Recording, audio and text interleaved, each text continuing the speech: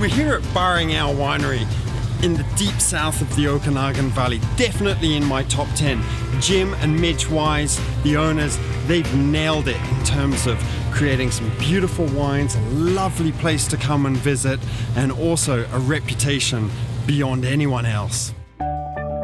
Burrowing Owl is one of the iconic wineries in British Columbia. Jim Wise, the founder, was a pioneer of the Black Sage bench, and he can be accredited with producing some of the very best red wines ever made in the Okanagan. I had a rare opportunity to meet up with this visionary and learn about how it all started. And what's behind the name Burrowing Owl? Yeah, that was a bit of an accident too. Back in '93, when we bought the vineyard, we wanted to have a name for the company. And right across the street from where we live, down the bottom of the hill here, there was a sign talking about, an environmental sign talking about burrowing owls. Okay. And it also talked about rattlesnakes, but we chose the burrowing owl So it might option. be a bit more consumer friendly. Exactly. What made you get into the wine business way back in, what year was it? Well, we purchased the vineyard in '93 and started replanting at that point. So there was never any thought we would do a winery actually at that time. And that was on the Black Sage bench where you were planting? Right here, the same right property. Here. Yeah, we haven't moved. So. And there was barely any other vineyards at that stage? They had been vineyards, but they were all pulled out with a free trade agreement, right. Which was 5 years earlier. We got here was mostly sagebrush. Right. These properties have been abandoned pretty much. Yeah. That must have been a bit of a leap of faith for you at that stage of the game, given the Okanagan wine scene. Yeah, it very much was. We had some very good advisors, people who knew how to grow grapes and knew what grapes would grow here. Well, seeing all those barrels was making me kind of thirsty, so we headed off to visit one of the most special places at Burrowing Owl.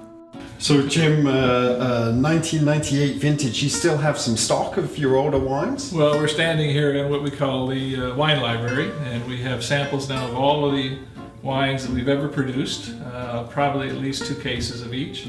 So we have an opportunity to come in here and see how they're developing over time. That's a good job. I want that job. It's a raw job. Somebody's going to do it. So after doing some extensive quality control of the old vintages with the Wise family, I thought it was probably a good idea to stay the night. If you're looking for the full winery experience, come and stay at Burrowing Owl. They've got the most amazing guest house, beautiful pool, and fantastic restaurant. Let's go check out the rooms. You know, when you travel, you always see things in rooms that you like. And so when we built this, we put everything that we love in rooms. Right. Lots of space, angles, interesting shapes, a nice big bathroom with a walk-in shower. Each room's got a nice deck, nice patio. The pool's right there, so don't forget your Speedo. Although Burrowing Owl has some of the best accommodation and dining in the Okanagan, they're totally focused on the quality of the wines. We met up with Chris Weiss, Jim's son, who now oversees production. So there's a lot of pressure on you guys to maintain a high level of quality. How do you stay ahead of the pack? Well, we just don't do a second-rate wine. I think from the beginning we've always championed ourselves on producing a premium wine right through, no second tiers.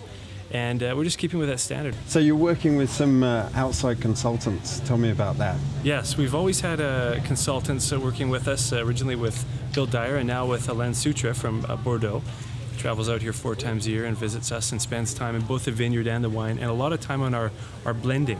It's great to have a second opinion. When it comes to the future of the Okanagan Valley in general, there's nobody better to talk to than the man who got it all started.